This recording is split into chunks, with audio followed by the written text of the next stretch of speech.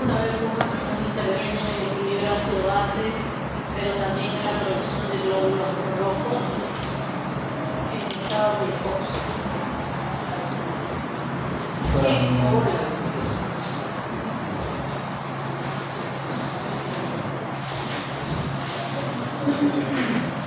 ¿Qué es un ácido? Bien, veamos. Acá tenemos el ácido carbónico H2O3. Este ácido carbónico es un ácido. ¿Pero por qué es un ácido? Porque él tiene la propiedad de poderse disociar y liberar un hidrógeno. Por eso es un ácido. Este ácido carbónico se forma de la unión del CO2 y el agua a través de una enzima anhidrasa carbónica. Entonces, esa liberación de hidrógeno del ácido carbónico lo hace un ácido. Porque ese es el concepto de ácido, un ion o molécula que es capaz de liberar un hidrógeno. Los ácidos pueden ser fuertes o débiles. Hablamos de un ácido fuerte cuando se disocia y libera ese hidrógeno con rapidez y facilidad, haciendo que la concentración de hidrógenos en esa solución sea alta. El ácido débil también libera hidrógenos, pero ni con la facilidad ni con la rapidez que lo hace un ácido fuerte. Un ejemplo de ácido fuerte en el cuerpo humano es el ácido clorhídrico. Un ejemplo de ácido débil es el ácido carbónico. Entonces veamos al ácido carbónico. Cuando los tejidos del cuerpo humano, las células, han hecho su metabolismo a través de los carbohidratos, los lípidos o las proteínas, ese tejido libera sustancias que ya no le sirven, como el CO2, que es un gas. Este CO2 difunde libremente a la sangre, pero también dentro de los glóbulos rojos. Este CO2, al encontrarse con el agua y la anhidrasa carbónica que tienen los glóbulos rojos, va a liberar bicarbonato e hidrógenos, porque dije que era un ácido, y al ser un ácido puede liberar hidrógenos. Este bicarbonato, que es una base, va a ir a la sangre disuelta. Entonces miren, he convertido este gas CO2 finalmente en bicarbonato, que es un tampón de la sangre, y en un hidrógeno que se puede unir a la hemoglobina. Ahora, ¿qué es una base? Una base es todo lo contrario. Ella puede asociarse, unirse o combinarse a un hidrógeno. Por ejemplo, el hidroxilo. Cuando el hidroxilo se une al hidrógeno, forma agua. Esta sustancia tóxica se convirtió en una sustancia muy buena, que es el agua. Otro ejemplo de base podría ser el bicarbonato, ya que el bicarbonato puede asociarse al hidrógeno y formar ácido carbónico. Entonces, así como teníamos ácidos y bases débiles, ácidos fuertes y débiles, también tenemos bases fuertes. Mientras más rápido y potente su unión, o sea, es difícil que se separen, es una base fuerte. Y cuando lo hace con facilidad, y cuando se une débilmente, será una base débil, se une débilmente. Muy bien, ese es el bicarbonato. Veamos el bicarbonato. El bicarbonato ya vimos que se había producido después que los tejidos liberaban CO2. Ese bicarbonato que viajaba en la sangre, porque viaja disuelto en sangre, puede ingresar cuando estamos en los pulmones, en la circulación pulmonar, puede unirse con el hidrógeno y forman el ácido carbónico, porque es una base. Y al ser una base puede unirse y atrapar a un hidrógeno. Forman el ácido carbónico. Este ácido carbónico se puede disociar en agua y CO2. Y mira, yo puedo liberar el CO2 por los pulmones a alvéolos y liberarme de esta carga ácida. Entonces te das cuenta que el CO2 que se formó en los tejidos llegó otra vez hasta los pulmones y se libera otra vez como CO2. El bicarbonato no es la única base importante. También lo es el fosfato que se filtra en los riñones y también las proteínas, por ejemplo, como la hemoglobina. Vimos en la imagen anterior cómo la hemoglobina puede unirse al CO2 o puede unirse al hidrógeno y llevar estas cargas ácidas, convirtiéndose la hemoglobina en una proteína básica. Habiendo entendido eso, vamos a ver cómo es el balance ácido-base y el pH de la sangre. Miren, nosotros todos los días comemos entre 2 a 3 veces y hay personas que comen más veces al día. Ahí podemos adquirir la ingesta de carbohidratos, lípidos y proteínas que van a absorberse por el intestino y van a pasar al metabolismo celular. Te voy a dar un ejemplo. En el metabolismo de los carbohidratos, de la glucosa, por ejemplo, tenemos que la glucosa se va a convertir en ácido pirúvico. Ese ácido pirúvico va a ingresar a la mitocondria al ciclo de Krebs. Se va a convertir de ácido pirúvico a acetilcoenzima A. Mira, ahí liberas un CO2. Luego en el mismo ciclo del ácido cítrico vas a liberar 2 moléculas de CO2. En total entonces estás teniendo que si tú por cada molécula de glucosa liberas 2 ácidos pirúvicos, vas a terminar produciendo 6 moléculas de CO2 por cada molécula de glucosa, 6 CO2. Igual para los lípidos y proteínas también en su metabolismo vamos a liberar CO2 bajo otras reacciones químicas. Esa producción de CO2, ¿no?, va a generar una carga ácida.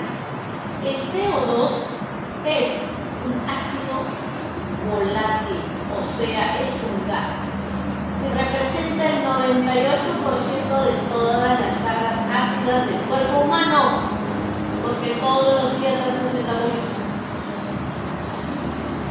Hay otras cargas ácidas que no son gases y se llaman los ácidos no volátiles. Representan entre el 1 al 2% de toda la carga ácida. Hablando en concentraciones, vamos a ver que vamos a secretar entre 70 a 80 miliequivalentes en 24 horas de estos ácidos no volátiles. El Guyton dice 80 promedio, el Boron dice 70 promedio, pero va entre 70 y 100 la cantidad que secretamos en la orina de ácidos no volátiles. Una vez que hemos producido estas cargas ácidas, va a aumentar la cantidad de hidrógenos. Entonces, hay que amortizar estas cargas para que las disminuya en sangre. Y vamos a tener 3 sistemas de respuestas. La primera línea de defensa son los amortiguadores a través del bicarbonato. Ya les enseñé cómo la hemoglobina puede unirse al CO2 o puede unirse a los hidrógenos, los fosfatos que se van a filtrar en la orina, ¿no?, por dar un ejemplo, que viajan en la sangre. El CO2 vamos a liberarlo gracias a la respiración. Entonces esa es la forma de poder balancear esta pérdida de ácido volátil. Y los ácidos no volátiles, porque no son gases, los voy a tener que eliminar a través de la vía renal.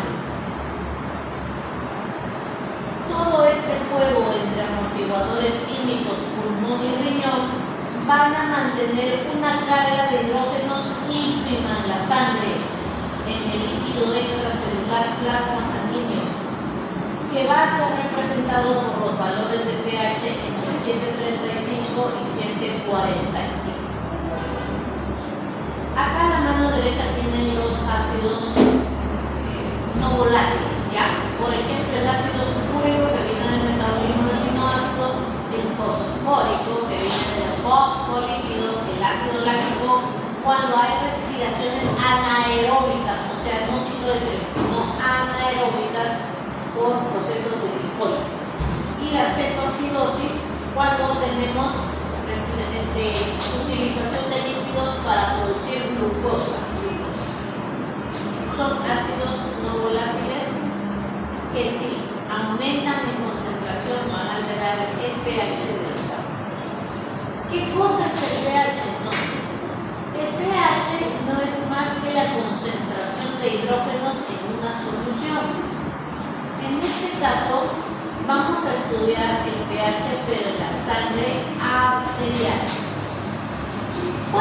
¿Cuántos hidrógenos tenemos disueltos en la sangre? 0,00004 miliequivalentes por litro, 10 a la menos 5. Pero si tú esto lo transformas a nanoequivalentes, resulta que tenemos 40 nanoequivalentes por litro. Muy bien. Esta concentración de 0,000 es una terminología muy incómoda y engorrosa para poder hablar de cuántos hidrógenos tenemos en sangre. Por lo tanto, usamos la escala logarítmica para convertir esta concentración de nanoequivalentes a un valor manejable. Por lo tanto, el pH es, en este caso, el logaritmo de la concentración inversa de los hidrógenos. Entonces quedaremos como el menos logaritmo para que, perdón, acá todavía no es, así, menos logaritmo, lo ponemos negativo para que esta concentración quede arriba. Entonces, hacemos pues esta fórmula y vamos a tener que el pH va promedio, esta fórmula te va a salir en la calculadora 7,39. El promedio de pH humano normal es variable, puede ir de 7,35 a 7,45. ¿Qué estamos aprendiendo? Que como es inverso, cuando yo tenga más hidrógenos en la sangre, voy a tener menos pH. Y cuando yo tenga menos hidrógenos, yo voy a tener más pH. Por lo tanto, una solución que tenga muchos hidrógenos va a tener poco pH. Una solución que tenga pocos hidrógenos va a tener un pH más alto. Ácido y alcalino respectivamente. Claro que la sangre no es la única solución en el cuerpo humano que tiene un pH, ¿no? La orina, la bilis. Ellos también tienen soluciones. No son motivo de esta clase, pero vea usted que la concentración varía de acuerdo a la solución. Normalmente es compatible con la vida llevar la concentración de hidrógenos hasta un pH muy ácido de 6,8 o un pH muy alcalino de 8. No puedo ya vivir si es que mi pH es menor que 6,8, o sea 6, es incompatible con la vida, o más de 8,5. Si mis sistemas de amortización no funcionan, entonces la persona muere. Ahí tienen un cuadro del Guyton donde les muestra la concentración de hidrógenos en la sangre de las arterias, 4 por 10 a la menos 5 miliequivalentes.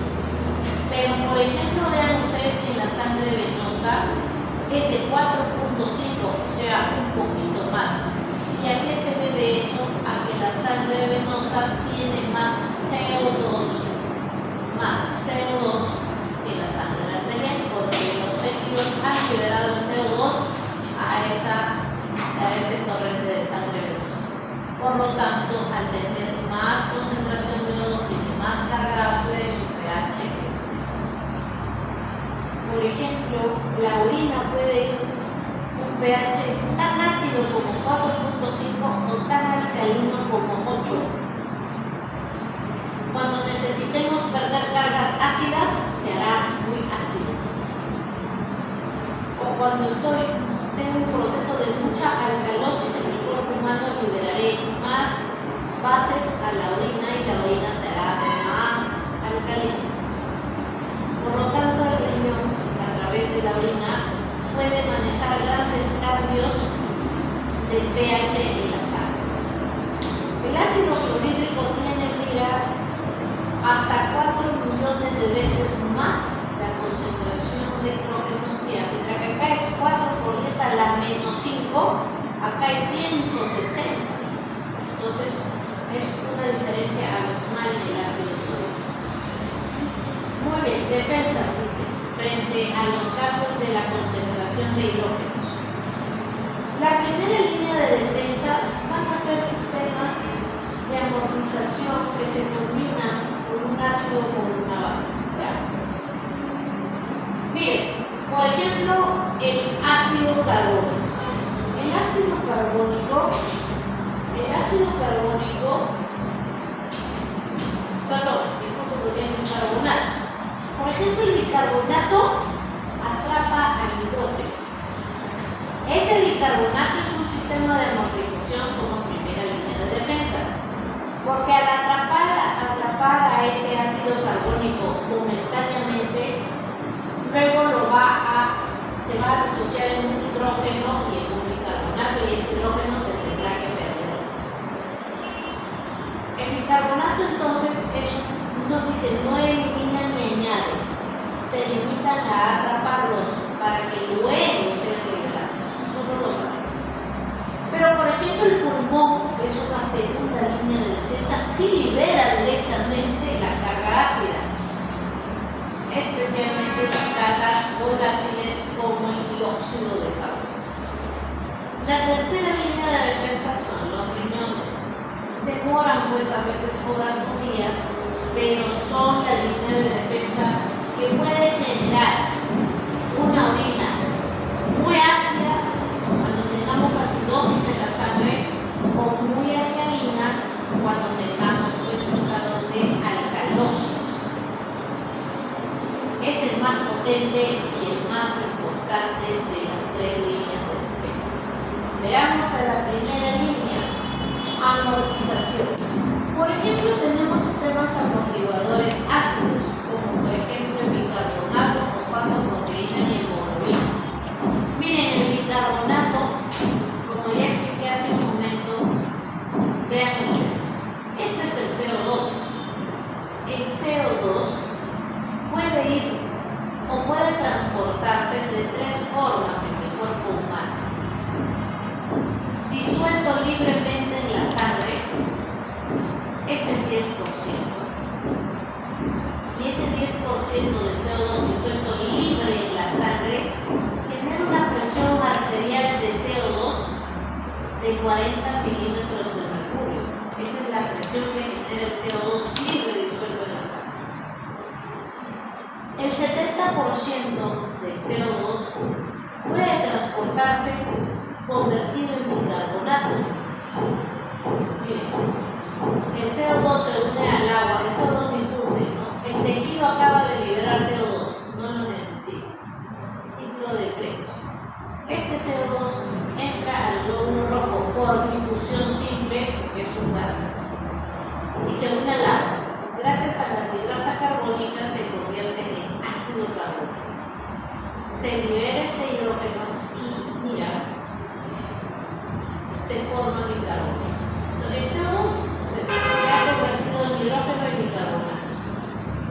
Simplemente es un juego de moléculas.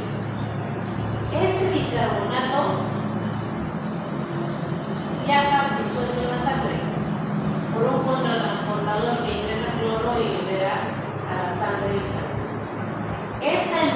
Este hidrógeno que se liberó lo va a tamponar la hemoglobina, porque la hemoglobina también es una proteína que ayuda a atrapar las cargas ácidas, ya sea a través de la unión con el hidrógeno, atrapando el hidrógeno, o ya sea uniéndose al CO2.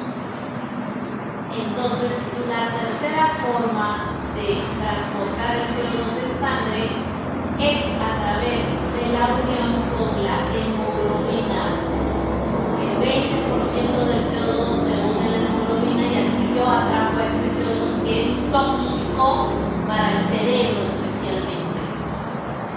Entonces, disuelto en sangre libremente 10%, unido o transformado en bicarbonato o unido a la hemoglobina, donde ya se llama carbaminohemoglobina. Si tú te das cuenta, estos sistemas no están eliminando al CO2, él sigue en el cuerpo, claro que de otra forma, como bicarbonato unido a la hemoglobina o este hidrógeno unido a la hemoglobina. Pero luego esto es liberado, ¿no?, por los pulmones. Entonces no lo elimina del cuerpo directamente, solo lo está convirtiendo. El fosfato que se va a filtrar, el fosfato se forma en las células, va y el torrente sanguíneo y se filtra en la orina, de la médula a la orina. Y este fosfato atrapa un hidrógeno y así es como la luz de la orina se lleva este hidrógeno para ser excretado. Las proteínas como la albúmina, la globulina y el fibrinógeno que transcurren en el líquido extracelular en el plasma tienen cargas negativas que pueden unirse a las cargas ácidas positivas. 2. La respiración.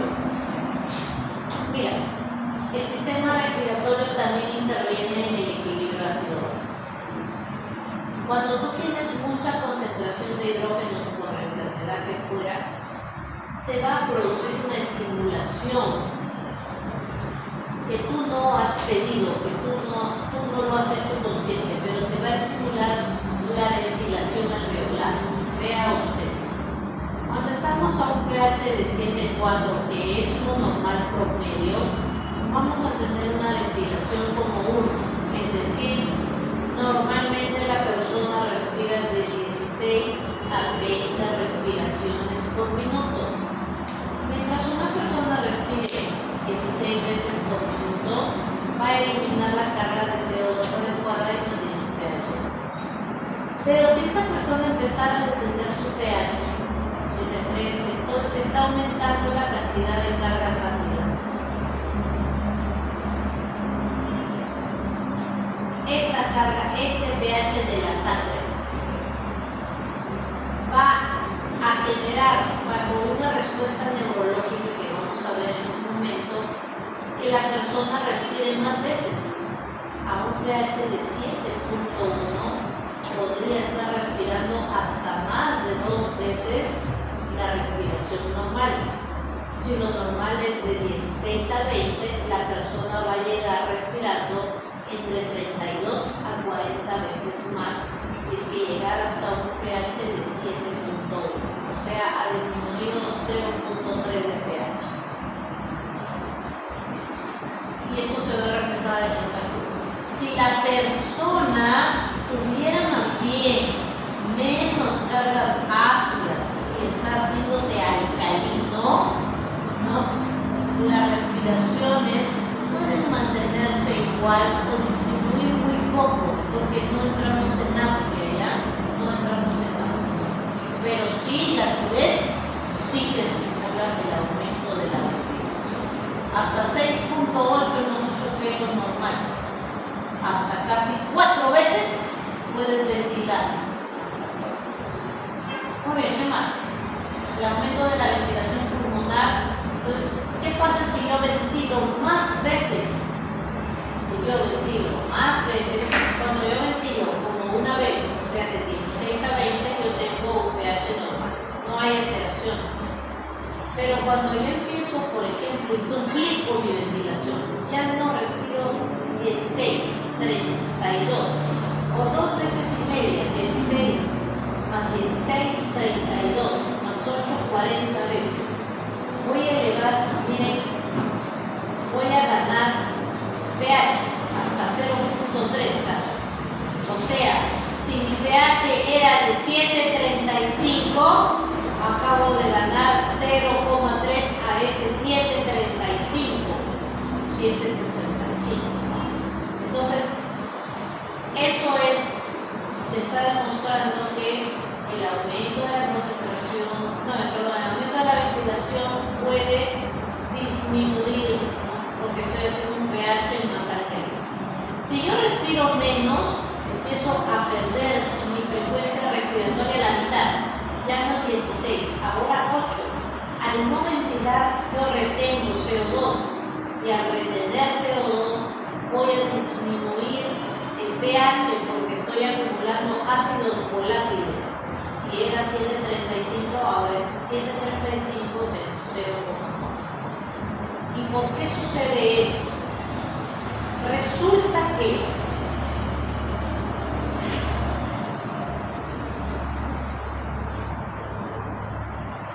cuando nosotros aumentamos las cargas ácidas en el cuerpo humano,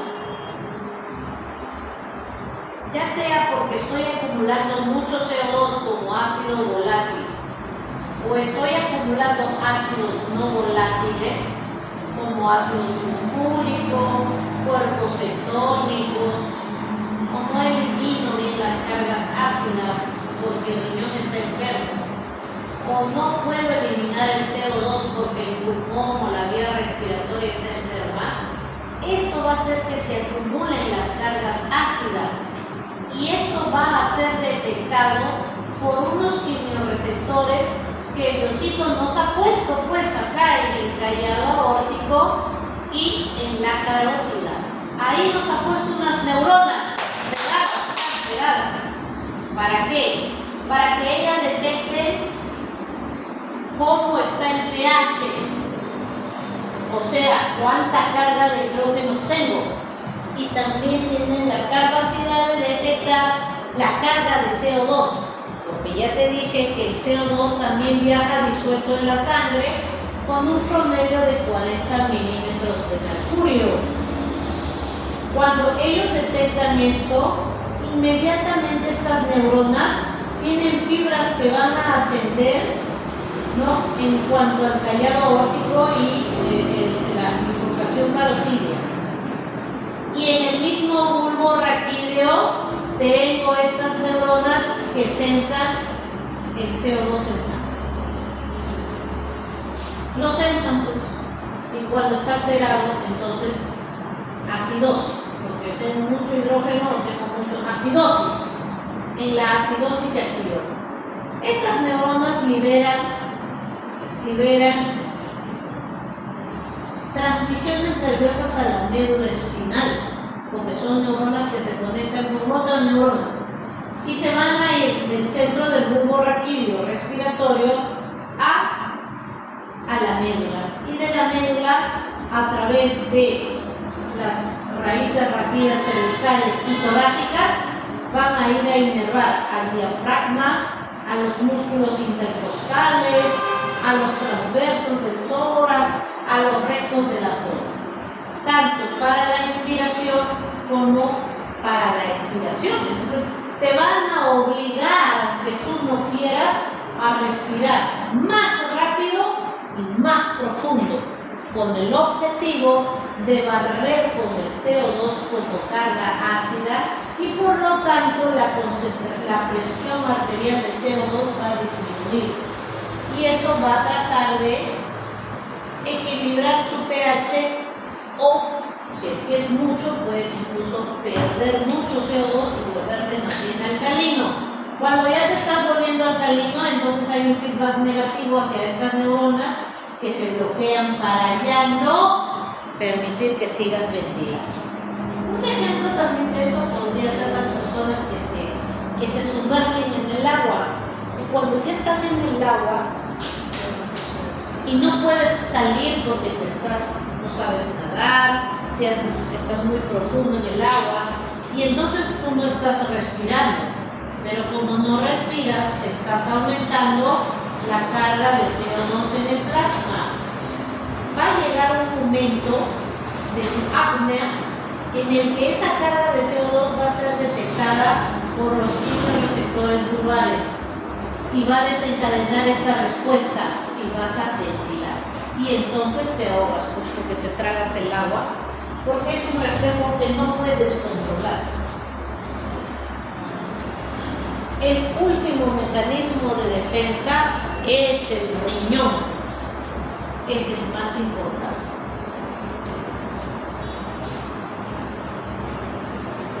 En 24 horas vamos a filtrar más de 4.000 miliequivalentes de bicarbonato, más de 4.000. Se van a reabsorber, mira, en el túbulo contorneado proximal el 80%. No hay ninguna reabsorción en el asa descendente delgada ni en el asa ascendente delgada, pero sí en el asa ascendente gruesa y en la primera porción del túbulo contorneado distal. 16% respectivamente. 80, 90, 96%. El restante se va a reabsorber aquí, en el túbulo colector, o sea, en el distal final y en el colector cortical y medular. Ahí vamos a resolver lo que resta. Si es que estoy en acidosis, voy a reabsorber más bicarbonato. Y si estoy en alcalosis, voy a tratar de reabsorber menos bicarbonato. Muy bien, ¿qué más debemos entender? Ya hemos dicho que nosotros producimos ácidos volátiles, pero también ácidos no volátiles, que son un promedio para el Guyton de 80 miliequivalentes por día. Estos 80 yo los voy a secretar a la orina, pero me voy a ayudar de otros sistemas especiales para yo poder secretar estas cargas adicionales de ácidos a través del sistema de amortización fosfato, por ejemplo, glutamina y amoníaco, que vamos a ver en un momento. Normalmente vamos a reabsorber toda la cantidad de bicarbonato filtrado con la misma cantidad de hidrógenos secretados. Por lo tanto, se titula, si yo filtro 4.318, secreto 4.318 de hidrógenos. Se titula, pero estos 80 que faltan, que no los voy a poder titular con el bicarbonato, lo voy a tener que hacer a través de mecanismos especiales que vamos a estudiar. Los sistemas de amortización renal. Finalmente, yo termino secretando 4.300 más 80, 4.400 miliequivalentes en 24 horas de cargas de hidrógeno. Con respecto al filtrado glomerular en un ser humano promedio, vamos a reabsorber 99,99%, casi todo lo que filtra, casi todo lo que menos, intentamos 0,01. Eso va a cambiar también dependiendo si yo necesito alcalinizar o acidificar la orina en situaciones de enfermedad. Vamos a ver entonces ese mundo conformado por la pérdida y secreción de hidrógenos, cargas ácidas, por parte de nuestro riñón, como tercera línea de defensa. Dice que en el túbulo contorneado proximal, segmento ascendente, grueso y primera porción del distal, todo se va a perder sin gasto con transporte activo secundario. O sea, se va a valer de la bomba de sodio, potasio, CPasa. Túbulo contorneado proximal. tenemos que la bomba de sodio, potasio, TPasa genera un flujo de reabsorción de sodio. Acá en estas células tenemos un contratransportador que se llama NHE. Este contratransportador, de la que acabas de filtrar en la orina, porque tú filtras todo el sodio, se filtra en la orina. Una de las formas de reabsorber este sodio, ya hemos estudiado que el sodio se reabsorbe con sodio glucosa, sodio aminoácido, ¿no? Pero ahora veámoslo desde la vista ácido-básico. Se reabsorbe por un contratransportador sodio-hidrógeno. El sodio se arrastra con la bomba de sodio y el hidrógeno se va a liberar. Cuando se libera, se va a unir al bicarbonato que también se ha filtrado en esa orina. Y como es una base, va a atrapar o a unirse o a combinarse con un hidrógeno, porque así es su naturaleza química, y se une. A él le falta, a él le sobra, son la pareja perfecta, ¿no? Y ahora se convierte, y le cambiamos de nombre, se llama ácido carbónico, que se disocia porque esta célula acá tiene a la anhidrasa carbónica también en su membrana del cepillo, ahí también está la anhidrasa carbónica. Y lo disocia en CO2 y agua, el CO2 ingresa, el CO2 ingresa y lo convierte en bicarbonato y el hidrógeno sigue saliendo y ahora el bicarbonato se absorbe, mira, a través de la membrana basolateral. Por lo tanto, el hidrógeno se secreta desde la membrana luminal, pero el bicarbonato se absorbe desde la membrana basolateral. Este bicarbonato nunca atravesó de manera directa ninguno de estos tres compartimentos. Se tuvo que transformar para recién ser absorbido. Y lo hace a través de un cotransportador sodio-bicarbonato. Por lo tanto, una forma de absorber el sodio es por la bomba, por la proteína cotransportadora sodio-bicarbonato. Y la forma de secretarlo, el hidrógeno, es por la contratransportadora hidrógeno-sodio. En el contorneado proximal se va a dar la misma situación, pero además también tiene contratransportadores clorobicarbonato. Así que esta es otra forma de poder reabsorber en la membrana vasolateral al bicarbonato, igual que en la asa ascendente gruesa de Henle. Clorobicarbonato, transformemos bicarbonato hacia la sangre. ¿Ya? El efecto neto es que por cada hidrógeno que se ha secretado, se ha reabsorbido un bicarbonato. ¿Ya? No hemos perdido este hidrógeno directamente a la luz, pero lo hemos convertido en bicarbonato.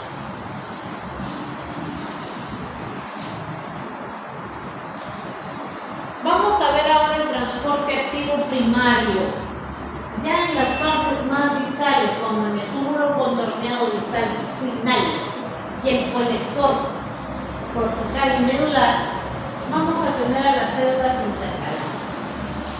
Estas intercaladas de tipo A, alfa, tienen la propiedad de usar bombas activas en la luz, Vean ustedes, el CO2 que viene por la sangre ingresa por difusión simple, es un gas, se convierte en ácido carbónico, se desdobla, porque es un ácido débil.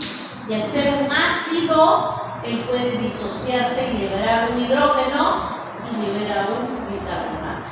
El bicarbonato se va a absorber en estas células distales por cotransportadores bicarbonato-cloro de la membrana vasolateral y se va a secretar el hidrógeno por dos vías, por las vías del hidrógeno ATPasa y la bomba contratransportadora hidrógeno-potasio ATPasa.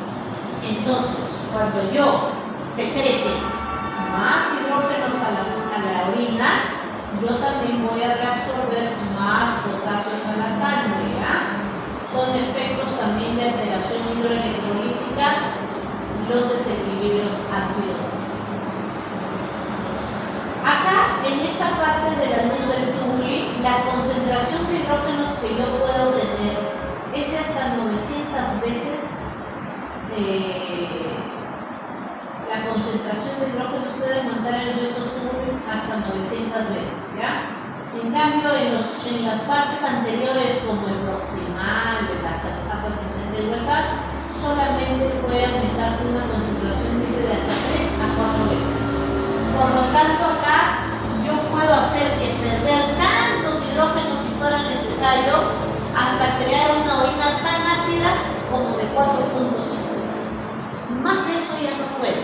Si la enfermedad sigue y sigue habiendo acidosis, ya el riñón no puede. Por lo tanto, las cargas ácidas se acumularán en la sangre y moriré de acidosis. Voy a corregir esto y les voy a volver a matar al grupo también. ¿Por qué? Porque se ha pegado este. ¿Pero qué quería decir esta imagen? Vamos a ver, no está tan difícil. Acá te explican que los alimentos van a generar en su metabolismo CO2 y otros ácidos, como dijimos, derivados del aminoácido, el ácido sulfúrico, derivados de los lípidos, el ácido fosfórico y así. El ácido láctico también cuando hay hipoxia, ¿no? Cuando hay hipoxia. O cuando hay rutas anaeróbicas de respiración celular. El CO2 puede amortizarse en la primera línea de defensa, que es la sangre, puede perderse por el CO2 en los pulmones como la segunda línea de defensa, y los ácidos que hemos visto que se van a titular con el bicarbonato en el riñón. Pero hay un exceso de hidrógenos o de cargas ácidas que son en promedio 80 miliequivalentes. Este exceso de hidrógenos que todavía no hemos liberado van a excretarse gracias a los sistemas fosfatos y amoníaco principalmente. Estos sistemas amortiguadores renales, además de excretar esos ácidos no volátiles, también van a generar bicarbonatos nuevos a la sangre, nuevecitos, que no hemos filtrado en la orina, no los hemos filtrado. En los procesos de acidosis, entonces, las altas cargas de hidrógenos se van a perder de la siguiente manera. Los secretas en la orina. Vas a reabsorber bicarbonatos para tamponar los ácidos y vas a producir nuevos bicarbonatos que se van a ver en esos sistemas de amortización extrarrenales como el fosfato y el amoníaco. Veamos entonces el sistema amortiguador fosfato. Bien, ya sabemos que tenemos, por ejemplo, acá esta carga de CO2 que según el agua forma el ácido carbónico por la hidrasa. Se libera, se disocia en hidrógeno y bicarbonato. Este hidrógeno sale gracias a esta contratransportadora de hidrógeno que se mueve gracias a la ATPase. Este hidrógeno se une al fosfato de sodio. El fosfato de sodio es un álcali o una base, también se llama. Álcali porque tiene el sodio a su costado, pero es una base. ¿Por qué es una base? Porque va a atrapar a este hidrógeno. Entonces se libera en la orina como dihidrógeno fosfato de sodio.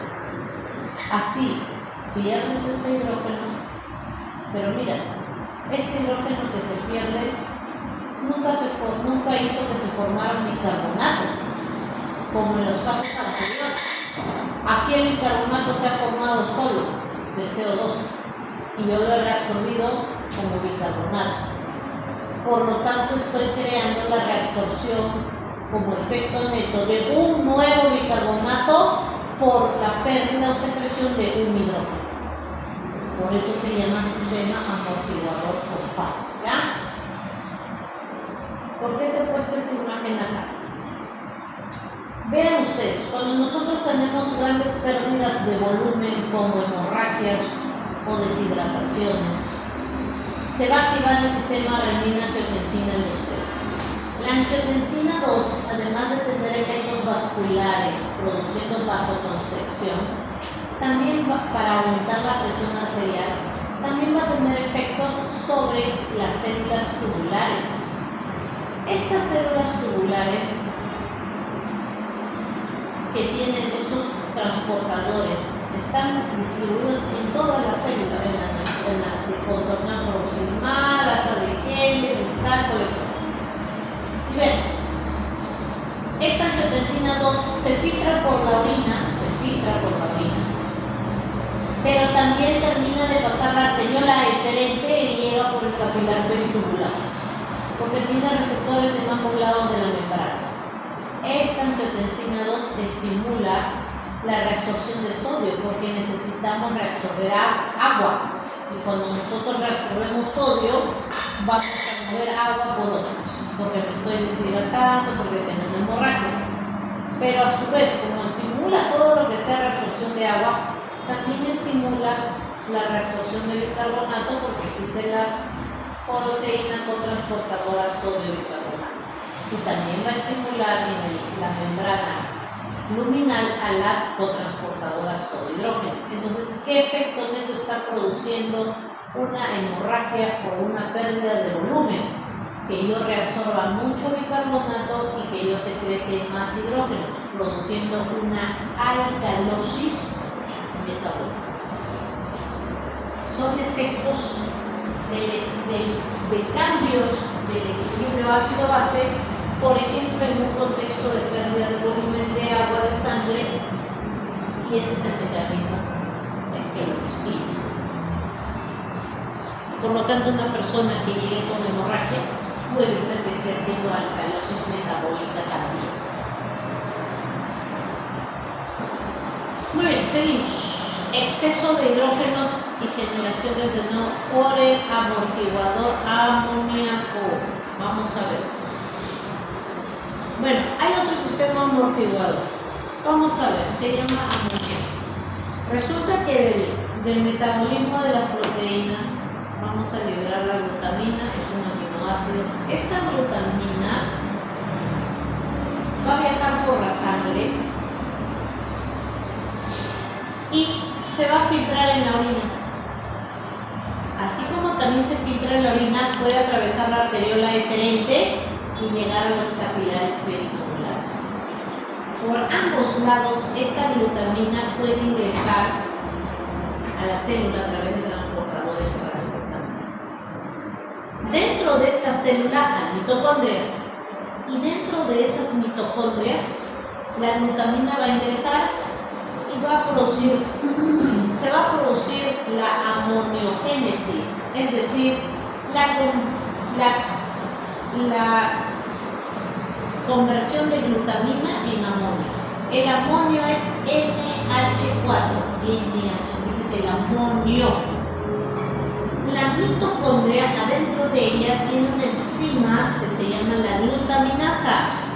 Y esa glutaminasa va a hacer que la glutamina se convierta en alfa-cetoglutarato, que termina entrando al ciclo de Krebs. Va a producir CO2, pero también va a liberar bicarbonato y amonio y bicarbonato. Mira cómo de un aminoácido yo acabo de producir 2 amonios y 2 bicarbonatos. Ese amonio que se acaba de producir en el túbulo contorneo proximal, mira lo que dice acá. Amonio. El amonio puede hacer un contratransporte, reabsorbo sodio y secreto amonio, pues a la luz, como se ve acá. Produzco el amonio, lo secreto y reabsorbo sodio. Otra forma de reabsorber sodio en el túbulo contorneado proximal. Claro que este sodio se está valiendo de la bomba de sodio y potasio que pasa de las membranas vasolaterales. Otra cosa que puede pasar es que este amonio dentro de la célula se disocie, o sea, es un ácido, se disocie y libere un hidrógeno y un amoníaco.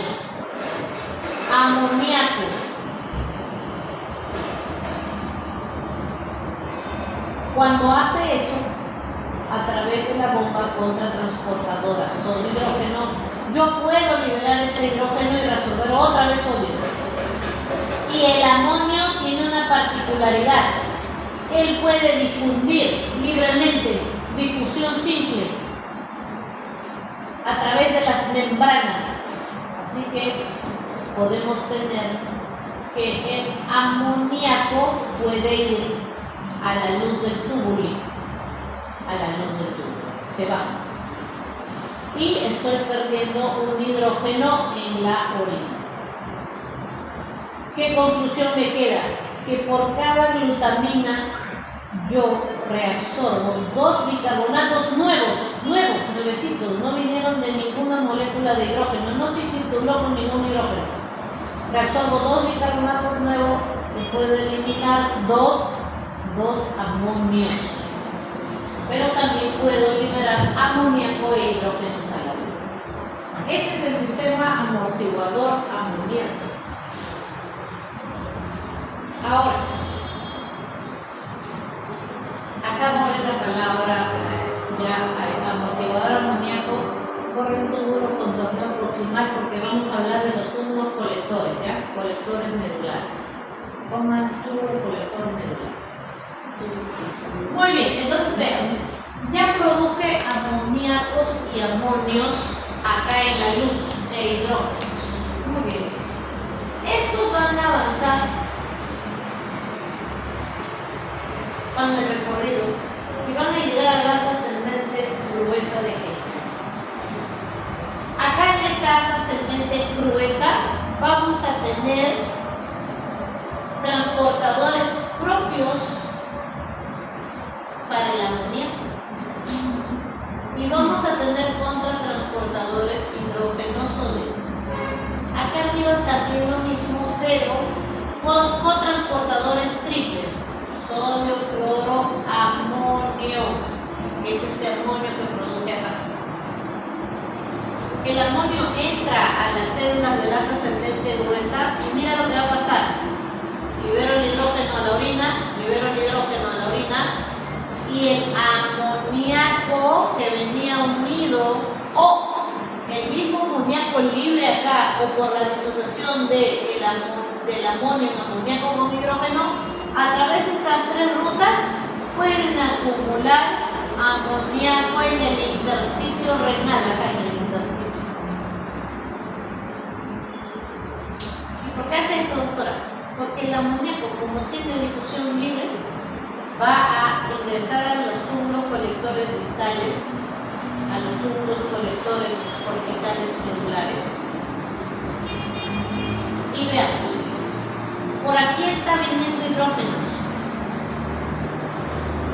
Y ese amoníaco va a atrapar a los hidrógenos y también a los hidrógenos secretados por las células de este túbulo colector. Vean, tengo un CO2 que se va a convertir en bicarbonato e hidrógeno. Acá tenemos las bombas hidrógenos antepeasas. Entonces este bicarbonato se reabsorbe y este hidrógeno antepeasa libera el hidrógeno, así como vemos acá. Acá también, ¿no?, vemos que hay liberación de amoníaco a la luz del túbulo. Los conductos colectores son permeables, dice, al amoníaco, que se puede difundir fácilmente hacia la luz. Entonces acá vemos, ¿no?, cómo se va a liberar este amoníaco. Se une con este hidrógeno y pierdo amoníaco, y consigo se está llevando grandes cargas de hidrógeno. ¿Ya? Grandes cargas de hidrógeno. Muy bien, entonces, ¿cuál es el efecto neto final? Que en el túbulo colector estas zonas vamos a tener alta concentración y liberación de amoníaco para la pérdida de amonía. Por cada amoníaco excretado se genera un nuevo bicarbonato. Por cada amoníaco liberado en esa zona, por cada amoníaco excretado se genera un nuevo bicarbonato. Muy bien. Dice, ¿qué pasa cuando tenemos un aumento de la secreción de hidrógenos y mucha reabsorción de bicarbonato? Si yo estuviera en un proceso de acidosis, por eso tengo muchos hidrógenos, esto sería una alcalosis. Si yo estoy perdiendo muchas cargas ácidas y encima estoy reabsorbiendo muchas cargas alcalinas, me está dando alcalosis. ¿Cuál va a ser la respuesta del cuerpo humano? Respirar menos, pues. Aumentar la concentración de CO2, que es una carga ácida, para contrarrestar esta alcalinidad. Retener hidrógenos y más bien secretar más bicarbonatos en la orina. ¿Qué más? Por ejemplo, aumenta, dice, la angiotensina 2. La angiotensina 2, como vemos acá, va a propiciar que yo me haga muy alcalino. Voy a reabsorber más bicarbonatos y secretar más hidrógenos. Entonces, aumentan la secreción de hidrógenos la angiotensina 2, ¿ya? Aumenta la secreción de hidrógenos y reabsorbe más bicarbonatos. ¿Qué más? Entonces, si yo tengo un aumento de la CO2, no se olviden, ¿ya? O sea, estoy reteniendo CO2, mucho CO2. Si yo retengo CO2, ¿qué voy a querer? Aumentar la pérdida de cargas ácidas, porque este proceso de aumento de CO2 me produce acidosis respiratoria. Por lo tanto, yo voy a tender a eliminar más hidrógenos. Disminución de volumen. Si yo estoy en una diarrea, en una pérdida de volumen, se va a activar renina, angiotensina, aldosterona, ¿ya? Que termina pues aumentando la pérdida de hidrógenos. ¿Qué más? La hipocalemia. La hipocalemia, si yo tengo un paciente y yo le doso el potasio y tiene 2 de potasio, 2.5 ya, terribles. Lo que el cuerpo va a querer, ¿qué cosa es? Reabsorber más potasio a la sangre. Pero al yo reabsorber más potasio de las células intercaladas tipo A, voy a secretar más hidrógenos, aumenta la secreción. Por eso los estados de acidosis, ¿no? Por eso los estados de hipocalemia van a tender a aumentar la secreción de hidrógenos, ¿ya? Y eso que va a terminar generando una alcalosis, porque estoy perdiendo hidrógenos. Y así. Vamos a ver en un momento y estos son todo lo opuesto a esto, todo lo opuesto. Para que practiquen en su casa. Causas de acidez. Causas de trastornos ácidos-bases. No se preocupen, inmediatamente le voy a mandar a su compañera la corrección de las diapositivas, esta y la anterior. Miren, acidosis respiratoria y alcalosis respiratoria, así llegan a las emergencias los pacientes. Entonces acá estás estudiando lo que vas a ver después. No vienes acá porque tienes que cumplir, porque yo te voy a jalar.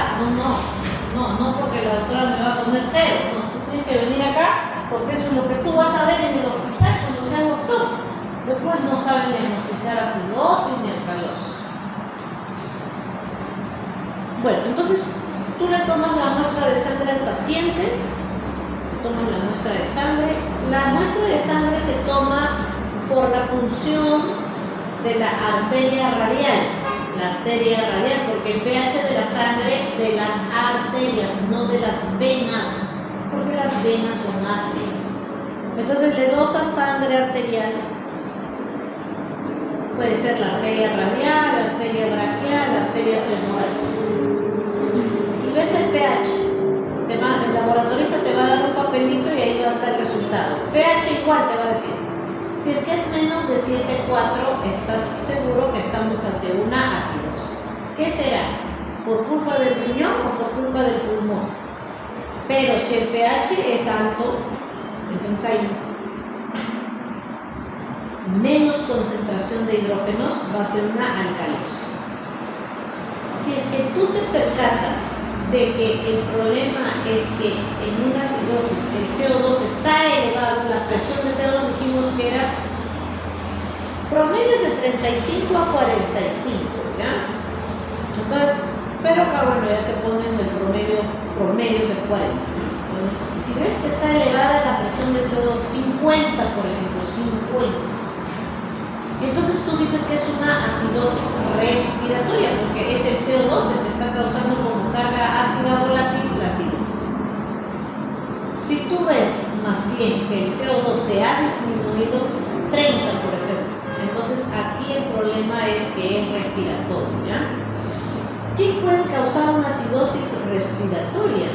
Por ejemplo, un atragantamiento, donde tú no puedas liberar el CO2 desde el pulmón hasta la nariz o la boca. Una obstrucción bronquial en una crisis asmática de un niño que llega a la emergencia porque no puede liberar el CO2 porque sus bronquios están cerrados. Un paciente que ha sufrido una intoxicación por benzodiazepinas, por ejemplo, se ha tomado 10 clonazepams porque se quiere suicidar. Entonces, las benzodiazepinas bloquean el centro respiratorio, el bulbo, por lo tanto no va a haber una ventilación adecuada y va a acumular CO2 y le va a dar una acidosis respiratoria, una alcalosis respiratoria. Por ejemplo, una persona que esté ventilando mucho, por eso está perdiendo el CO2, un neurótico o una neurótica, entre crisis de pánico o una crisis de ansiedad y ventila. Ya no ventila 16 o 20, ahora ventila 40 veces.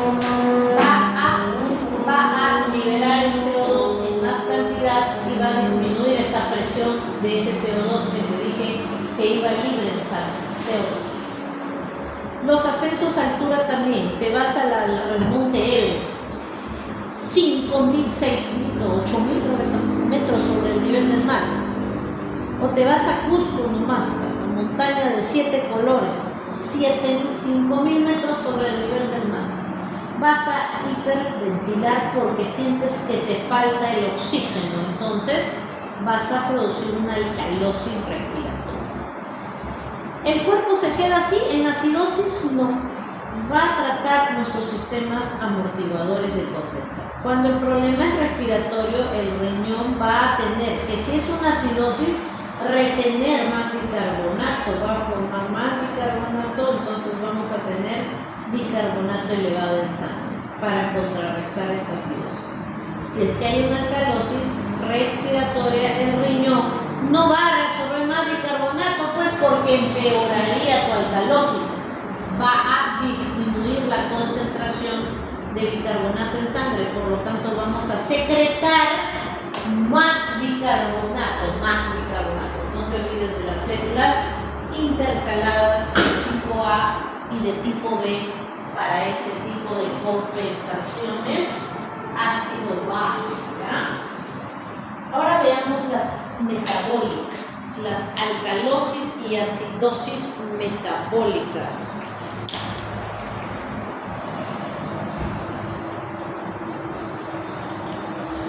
Las acidosis y alcalosis metabólica.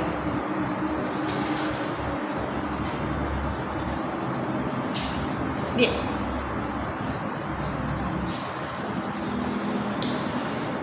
Vamos a ver primero la alcalosis, ¿ya?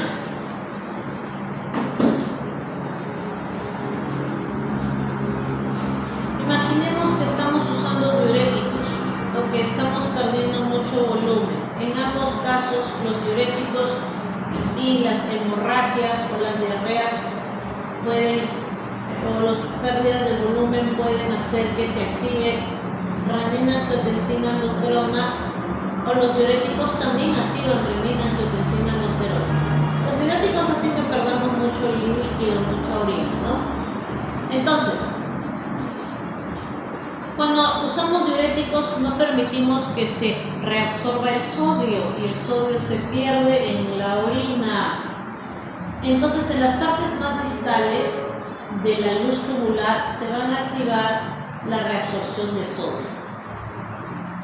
La angiotensina ya te enseñé que ella estimula a las bombas de la luz, las proteínas de la luz sodio-hidrógeno y de la membrana vasolateral de la bomba de sodio-potasio TPasa y la sodio-bicarbonato. Todo lo que tenga que ver con sodio, para yo tratar de recuperar ese sodio y también tratar de recuperar el agua.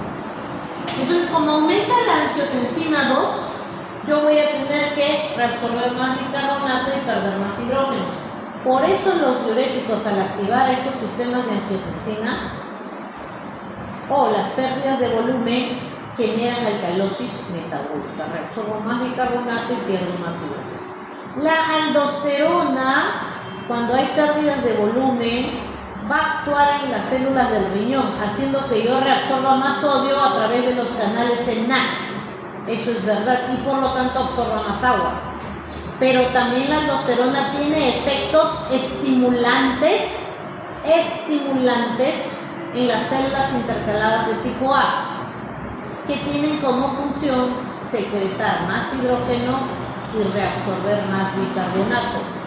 Nuevamente, las pérdidas de volumen generan, tanto por angiotensina o aldosterona, la pérdida de hidrógenos y las reabsorciones de bicarbonatos. Por eso dan alcalosis metabólica. Sí, o sí.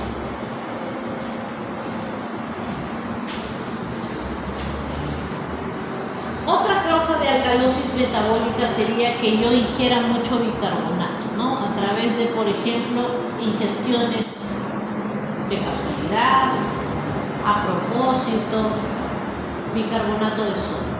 Me va a dar alcalosis metabólica.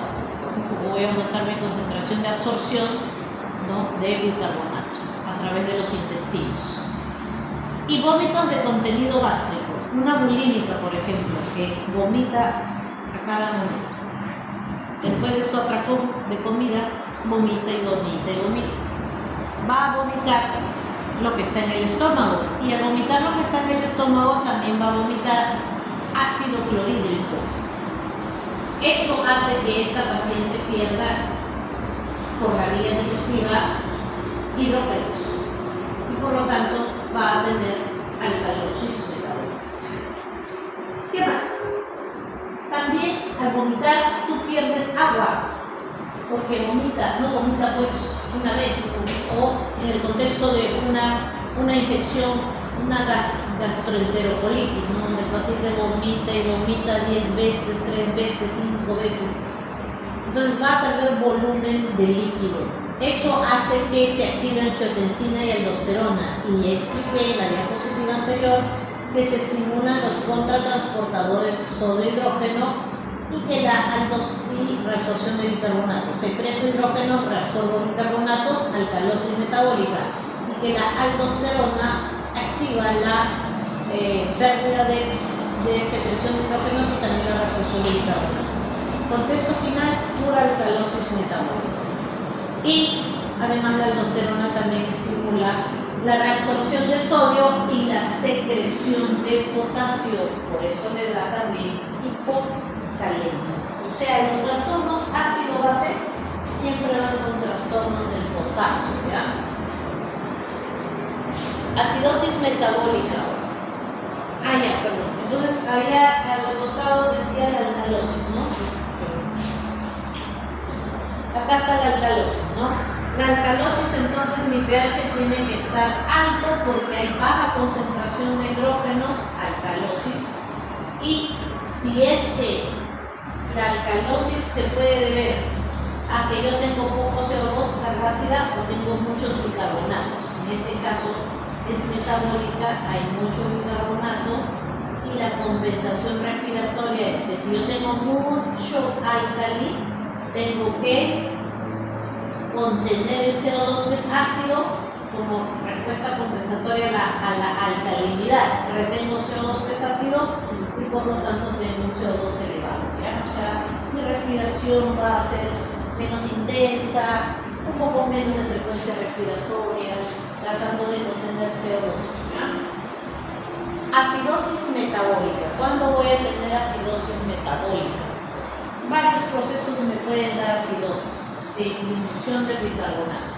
Mira, la acidosis tubular, ¿qué significa?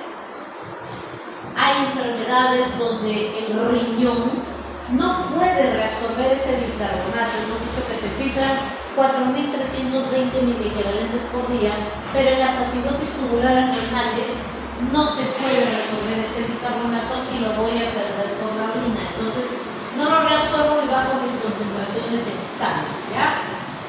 Además, también estos pacientes tienen dificultades para que funcionen los sistemas amortiguadores, amoníaco, glutamina. En las diarreas, por ejemplo, por una toxina bacteriana, ¿no? Voy a estimular los canales de bicarbonato, de sodio, de cloro. Estos pacientes pierden grandes cantidades de bicarbonato en la diarrea y eso no se va a poder reabsorber entonces del intestino a la sangre, por lo tanto voy a tener pocas concentraciones de bicarbonato. La cetoacidosis diabética. Como los diabéticos no pueden usar la glucosa porque la insulina se ha vuelto resistente en los tejidos, los tejidos se han vuelto resistentes a la insulina, el azúcar no ingresa a los tejidos y ellos deben igual producir ATP, así que lo empiezan a realizar a través de lípidos y proteínas. Cuando lo hacen a través de lípidos generan cuerpos cetónicos, como el hidroxibutirato, el acetato y la acetona, que son cargas ácidas. Aumenta las cargas ácidas y por lo tanto no disminuye esto las concentraciones de amortización por parte del bicarbonato. La ingestión de ácidos en suicidios, como por ejemplo ingerir ácido acetil salicílico, la aspirina, ¿no? 10, 20, 30 aspirinas y aumentas las cargas ácidas por este fármaco. Vómitos de contenido intestinal. Dijimos que el estómago libera ácido clorhídrico en los vómitos. Pero ¿qué pasaría si yo tuviera una obstrucción en el yeyuno? Ya sabemos que el contenido del duodeno es altamente alcalino. Entonces, cuando los pacientes llegan con obstrucciones intestinales de yeyuno, de píleo, pueden tener vómitos fecaloideos que tienen contenido de mucho bicarbonato, por lo tanto hacen acidosis metabólica, porque al perder bicarbonato en los vómitos, entonces disminuye su absorción, ¿no? Y menos concentración en el plasma. La insuficiencia renal, pues en el riñón destruido por hipertensión, lupus, diabetes, etcétera, glomerulonefritis, shock, ¿no? Le da un shock al paciente, un shock hipovolémico o un shock séptico que genera hipoperfusión renal. Al final determina generar insuficiencia renal, una amiloidosis renal, destruye los túbulos y si tú no tienes túbulos, entonces no puedes reabsorber bien el bicarbonato. No puedes usar tus sistemas de amoníaco o de fosfato. Entonces vas a tener dificultades para reabsorber bicarbonato de la orina. Son causas de acidosis metabólica. Entonces la acidosis metabólica tienes que tener un pH bajo porque hay mucha concentración de hidrógenos y es metabólica porque son los bicarbonatos en sangre, ya sea porque se han consumido o ya sea porque no los han reabsorbido, ¿no? Entonces, o hay muchas cargas ácidas que tiene que tamponar, entonces se forma una acidosis metabólica. ¿Quién lo va a compensar? Definitivamente la respiración.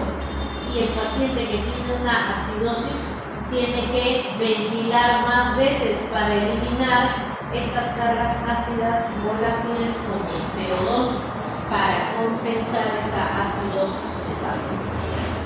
Entonces el CO2 en sangre va a estar disminuido. El dato amniótico, anion gap. El anion gap es una brecha, ¿no?, de aniones no medidos, que no podemos medir, pero podemos estimarlos, ¿no? Entonces, mira, el gato aniónico va a ser la diferencia entre el catión más prevalente de la sangre menos los aniones más prevalentes del torrente de la sangre. Por lo tanto, vamos a ver que en el torrente de la sangre tenemos que el sodio va en promedio de 135 a 145, el cloro entre 98 y 105, 110, y el bicarbonato que va de 22 a 26, acá 24. Tú le dosas al paciente en ese momento sodio, bicarbonato, cloro y haces tu ecuación. Finalmente el valor normal va a ir entre 8 y 16. Ese es el valor. Sí, entonces es esto de acá. Anion gap. Sodio, que es el principal ion positivo, el cloro y el bicarbonato, que son negativos. Y lo que sobra, esa es la brecha aniónica. O sea, los aniones que no puedo medir, pero los puedo hallar bajo la resta indirecta de los positivos con los negativos. En las acidosis vamos a tener, ¿no?, hay pacientes que pueden tener anion gap elevado, pueden tener anion gap normal y anion gap disminuido. Para esta clase y para el examen solo vamos a estudiar el anion gap elevado. Hay acidosis metabólicas que son las causas más frecuentes de acidosis con anion gap elevado, o sea, más de 16. Por ejemplo, la cetoacidosis diabética, por ejemplo, o el ácido láctico es un anión. Y además va a reducir la carga de bicarbonato para poder amortizar estas cargas ácidas, como por ejemplo los cuerpos cetónicos, los ácidos lácticos, ¿no?, o la intoxicación por ácido acetilsalicílico. Por lo tanto, la carga negativa va a aumentar y el bicarbonato se va a reducir. Como se reduce el bicarbonato, es por eso que las cargas aniónicas también aumentan, por eso aumentan, ¿ya? Entonces, cuando nosotros encontremos una acidosis con anion gap elevado, más de 16 miliequivalentes, estas son las principales causas. Intoxicación por metanol, que es pues esas, ¿cómo se llama esto? ¿Cómo se llaman esos alcoholes que son aguardiente, así, intoxicación por aguardiente, por ejemplo, ¿no? Metanol. Etanol es el del alcohol propio de la cerveza, ¿no? Pero ellos generan, pues, son cargas ácidas que van a consumir al bicarbonato, y al consumir al bicarbonato van a generar esta brecha aumento, ¿no? El etilenglicol, que son refrigerantes que se usan para intoxicaciones, se ve. Metanol salicilato, isoniazida, inanición, no comer produce acidosis láctica, diabético. Entonces, estos pacientes con estos diagnósticos van a presentar anion gap más de 16, acá te ponen 20, o anion gap elevado. Son formas de buscar las causas de esa alteración. Ahí están las causas principales. Finalmente veamos al riñón desde un punto de vista hormonal. El riñón también tiene la función de producir eritropoyetina. ¿Qué va a estimular la producción de eritropoyetina? El oxígeno. El oxígeno de los tejidos. Cuando hay disminución del oxígeno, por ejemplo, te estás ahogando, por ejemplo, tienes una hemorragia, volumen bajo de sangre, una hipotensión, un shock. Eso hace que la sangre llegue con menos cantidad a los tejidos. Una pérdida de sangre, un mal flujo sanguíneo, una hemorragia, hace que llegue menos sangre a los tejidos. La anemia también hace que llegue menos sangre a los tejidos, o menos hemoglobina con oxígeno a los tejidos, y así. Todo lo que causa una reducción de la oxigenación va a estimular en el riñón la producción de eritropoyetina, que va a ir a la médula ósea para producir eritrocitos maduros que carguen hemoglobina y por ende más moléculas de oxígeno. La oxigenación tisular es el regulador más importante de la producción de eritrocitos, ¿no? La destrucción, por ejemplo, de la médula ósea, que generaría una médula ósea hipocelular, por una irradiación, por un cáncer de médula ósea, pues hará que produzcamos pues menos glóbulos rojos, ¿no? Porque la eritropoyetina va a ir a actuar, pero habrá menos posibilidad de encontrar proeritroblastos para la producción de eritrocitos. La oxigenación tisular, cuando es bien estimulada, generará pues que la médula ósea produzca gran cantidad de glóbulos rojos para que salgan al torrente de la sangre, ¿ya? Esto es una imagen de una médula ósea, normocelular, hipercelular, hipocelular. Una médula hipocelular pues hará que produzcamos pocos glóbulos rojos. Cuando hay mucha estimulación de eritropoyetina, los glóbulos rojos van a producirse en grandes cantidades, ¿ya? La anemia extrema por una hemorragia u otro trastorno, la médula ósea comienza de inmediato a producir grandes cantidades de eritrocitos. ¿Qué más puede estimular la producción de eritropoyetina? Ya dijimos, la hipoxia, ¿no? La hipoxia se puede dar, por ejemplo, si tú te vas a altura. En el monte Everest, dice, en Nepal, está a 8.500 metros sobre el nivel del mar. Y nosotros estamos a 0 metros del nivel del mar en Lima. Entonces nosotros, la fracción inspirada de oxígeno, la fracción inspirada del aire ambiental de oxígeno es el 21%. Pero cuando yo me voy a altura, en esa fracción de inspiración, ya no aspiro el 21% de moléculas de oxígeno, sino 7%. O sea, la tercera parte en cada bocanada de aire. La tercera parte de oxígeno del aire ambiental. Porque acá hay menos presión y como hay menos presión, las moléculas de oxígeno están más dispersas. Esa hipoxia por tan baja, hagamos un ejemplo ya más común acá en la sierra, en Cusco, en Arequipa, 2.500 y en las montañas de 7 colores a 5.000 metros, la mitad de oxígeno, 11%. Bueno, eso hará que se estimule la médula ósea roja y producirá más glóbulos rojos. Por eso estos pacientes tienen las mejillas enrojecidas, debido a la gran cantidad de hemoglobina y glóbulos rojos que ellos producen. Su hemoglobina de estos pacientes en altura promedia los 16, 17 de hemoglobina normal, ¿no? Por la estimulación de la eritropoyetina por la hipoxia que hay. Los pacientes que tengan alteraciones pulmonares. Por ejemplo, un paciente con EPOC, tiene obstrucción crónica porque fue un fumador pesado, ahora tiene enfisema, se han destruido sus alveolos.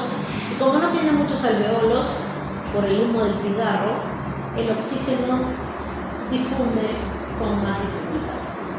Y en menor cantidad, eso le va a generar una hipoxia y por lo tanto estos pacientes aumentan la producción de eritrocitos, ¿ya? Aumentan la producción de eritrocitos con un incremento del hematocrito. Estos pacientes tienen hematocritos altos, ¿no? Y no es que estén súper poderosos, sino que la eritropoyetina de sus riñones ha ido a la médula ósea. ¿Dónde es la médula ósea?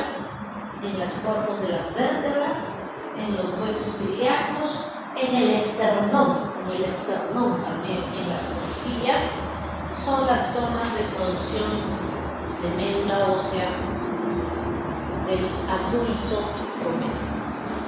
La eritropoyetina entonces estimula la producción no de oxígeno, sino de glóbulos rojos. Y obviamente cuando el glóbulo rojo se forma, no se forma solo. A él tiene que ingresarle hemoglobina, el glóbulo rojo va a producir su hemoglobina desde sus genes y le va a dosar un hierro y va a captar al oxígeno. La eritropoyetina es una lipoproteína, 165 aminoácidos en total, ¿ya? 165 aminoácidos en total, tiene un peso molecular de 34.000 daltos, ¿ya? Y la hipoxia estimula, ¿en dónde estimula? En el riñón. Esta es una imagen de un riñón normal y uno con hipoxia. En el intersticio del riñón, entre los túbulos renales, ahí tenemos unas células que se llaman los fibroblastos. Estos fibroblastos renales son los que producen la eritropoyetina hasta en el 90% de toda la eritropoyetina humana. Cuando los pacientes son sometidos a resecciones renales o el paciente tiene falla renal de los dos riñones, que se murió su riñón porque le dio hipoxia, porque tenía diabetes, porque la causa que fuera que le dio hipertensión crónica. Estos pacientes hacen anemias, Por eso los pacientes renales, dentro de su tratamiento que les da el seguro, es eritropoyetina subcutánea para que se pongan en su casa. Por eso estudias esto, no para que apruebes el examen, no para que yo no te jale, porque esto es la explicación de las cosas que vas a ver posteriormente ya, cuando estudies clínicas. ¿Cómo hace la producción? Bueno, resulta que la hipoxia renal, estas células, observa la célula acá, la hipoxia renal estimula la producción del factor inducible 1, HIF, factor inducible 1 de la hipoxia. Va a ir al núcleo de la célula, va a buscar el ADN, no sé en qué cromosoma esté, y va a producir la transcripción de la eritropoyetina. Si eres chismoso, busca en internet cuál es el cromosoma donde está el gen para producir la eritropoyetina. Y él va a ir a ese cromosoma, va a ir a esa parte del ADN y va a producir la transcripción de ARN, luego la síntesis de proteína por la traducción y lo libera a la sangre como eritropoyetina desde tu riñón. Esa eritropoyetina va a tener un receptor de eritropoyetina, FOR, que se va a encontrar en las células llamadas proeritroblastos. El glóbulo rojo no nace como glóbulo rojo maduro, es decir, que ya no tiene núcleo y que ya está lleno de hemoglobina, ¿no? Que nace primero como una célula pluripotencial que se divide en una unidad formadora de colonias de linfocitos que termina pues formando este proeritroblasto.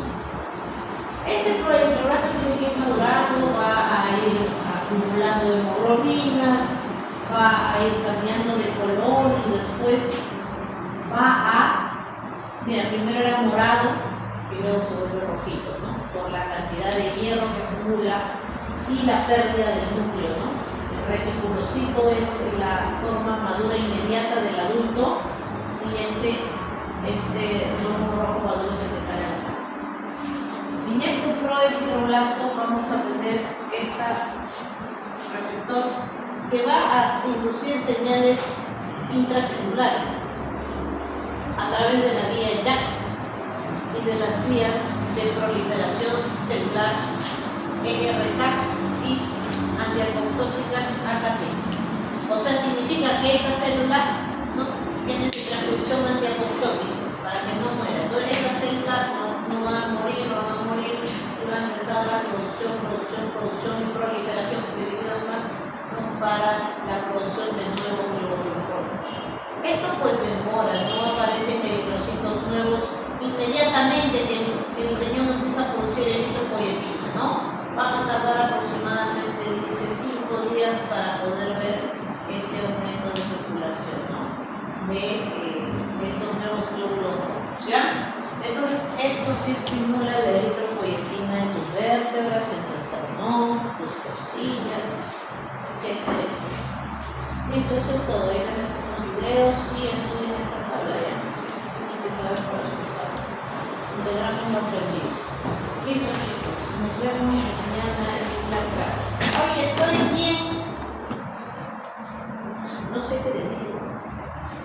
No sé qué decir. He visto